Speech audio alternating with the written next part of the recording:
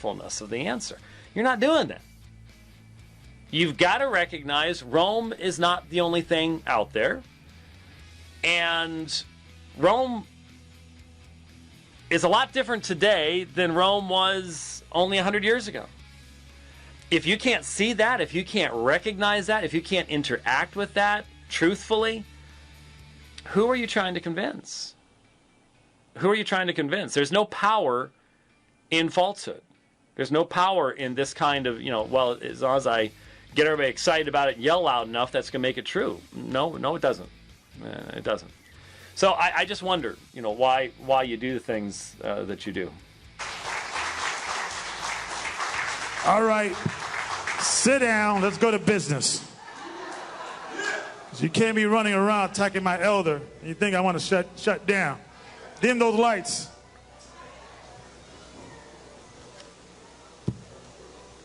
This is James White, a walking, sleeping giant. I did. That's interesting. I just sort of thought that I'm sure when this was recorded, this would be after the second debate, but I've seen a number of videos where I am now becoming a prophetic fulfillment. They're looking for prophecies of yours truly in the scriptures, and that this is the great attack of the enemy against the elect of God and all the rest of this stuff. And it's like, look, guys, Elder Rakah rather condescendingly said things to Vocab Malone in a interview that were just simply ridiculously wrong. And in our conversation, we demonstrated that. In the debate, we once again demonstrated that on a fundamental level of Bible, history, factuality, your system is not capable of really defending itself real well. And if you want to try to find biblical prophecy for that, I can't stop you. But that doesn't mean that the Bible is overly concerned about a small group in the 21st century that has come up with indefensible teachings, and that somehow was prophesied in Scripture. It's not. I didn't awake anything. I just simply shone a little light on some darkness, and the response has been pretty amazing. All right. So what we're going to do, we're going to break down, and we're going to be in the spirit, and we're going to continue the work that the bishops of Asia Minor was holding on, like great men like Ignatius, Polycarp, and Polycrates. These men were the last pioneers before they got killed, holding on to the traditions of the apostles. Khan? Now, forgive me, but I just, maybe Vocab can help me with this, but were y'all really sitting around translating Ignatius before a few weeks ago?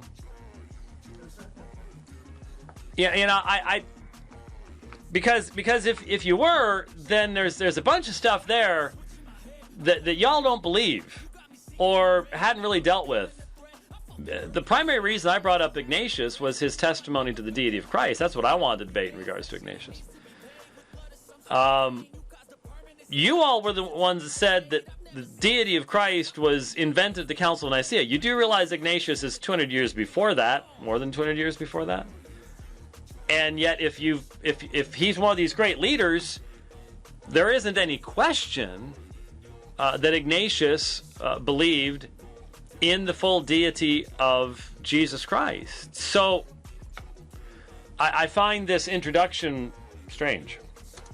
Okay, so we're gonna let the light come up in a few minutes, and we're gonna bring some light to this disinformation that the harlot, the whore, the Roman Catholic Church, okay, is distributing.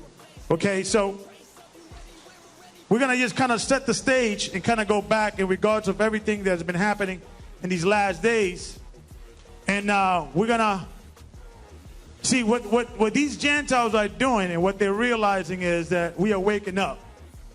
So now what's happening is they're sending people that view us as insignificant in one point, and realize that not only are we gaining members, but they're losing members. Con? Okay. So now they bringing out all the experts and the PhDs and the masters and all of that. But guess what? The Most High is taking the foolish to confound the wise. Con? Okay. Okay. All right. In these last days, those are the children of Israel and the Gentiles, which are called by the Most High's names, that are awakened from their sleep, must be ready for the war of disinformation being transmitted by the harlot, the Roman Catholic Church. Huh?